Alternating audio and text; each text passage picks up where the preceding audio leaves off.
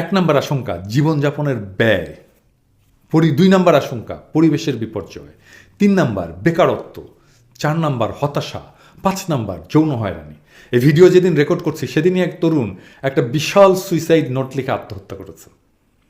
অনলাইনে আলাপ হচ্ছে, অনেকে অনেক রকম তত্ত্ব দিচ্ছে, কিন্তু ফ্যাক্ট হচ্ছে সারা দুনিয়াতেই সুইসাইড রেট বেড়েছে। এটাকে বলা হচ্ছে করোনার প্রভাব, আর এটা ইয়াংদের মধ্যে সবচেয়ে বেশি। এই যে দেখেন, এবার আসেন সবচেয়ে গুরুত্বপূর্ণ তথ্য। এই জেনজেদের 93% আর মিলেনিয়ানদের 84%, মানে বিশাল অঙ্ক।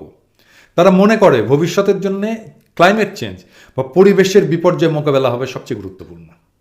আর ফাইনালি 66% জেনজে আর 57% মিলেনিয়ান মনে করে ইকোনমিক গ্রোথ বা উন্নয়নের চাইতে পরিবেশের সুরক্ষা বেশি জরুরি।